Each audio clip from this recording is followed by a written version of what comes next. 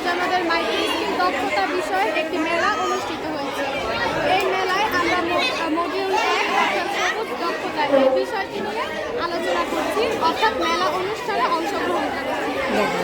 এখানে আমাদের সবুজ বিদ্যালয়, একটি সবুজ বিদ্যালয় জাতির জন্য একটি গর্বস্বরূপ। সবুজ বিদ্যালয়ের মধ্যে সবুজের সমারোহ আছে। এখানে বিভিন্ন ধরনের সবুজ গাছগাছালি আছে, যার মাধ্যমে আমাদের পরিবেশ সংরক্ষিত থাকবে। স্কুলের চারপাশে সবাই অক্সিজেন গ্রহণ করতে পারবে। আমাদের সবুজ বাড়ি, এই আমাদের সবুজ বাড়ির মধ্যে বিভিন্ন ধরনের সবুজ গাছপালা লাগানো আছে, শাকসবজি, এগুলো আমাদের ব্রেথের জন্য খুব ভালো। আমরা ভালো অক্সিজেন গ্রহণ করতে পারি। ভবিষ্যতে আমাদের পৃথিবী নিরাপদ মুক্ত থাকবে, বিপদমুক্ত থাকবে।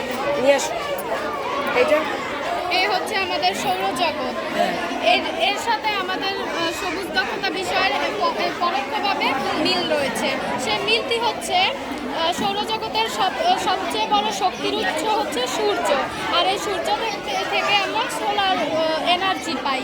আমরা সোলার শক্তি ব্যবহার করে বিদ্যুৎ উৎপাদন করি, যার জন্য সবুজ দক্ষতার সাথে এই বিষয়টি একটি গুরুত্বপূর্ণ মিল আমরা লক্ষ্য করি। ভালো, সুন্দর বলছে। Thank you.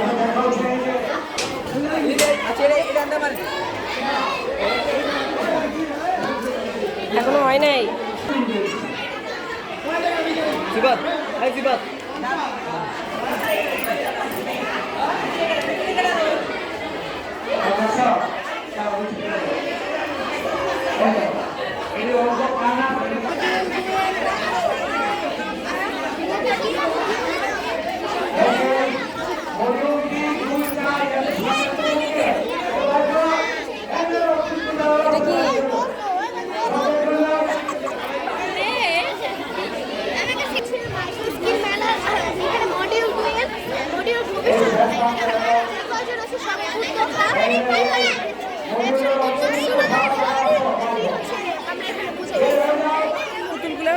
এগুলো বিক্রি হবে।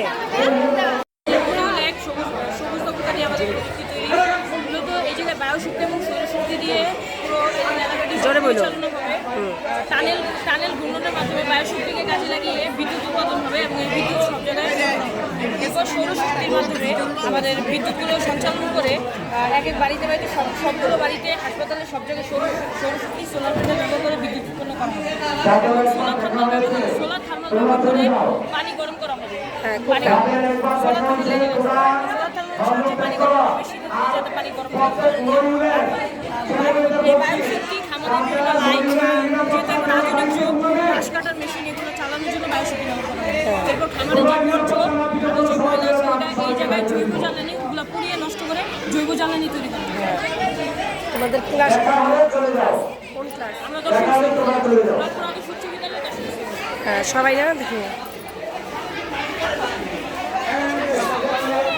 স্যার কিছু বলবেন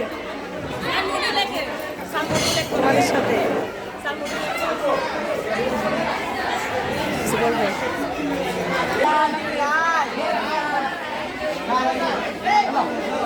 ল্যাপটপটা ভালো হয়েছে।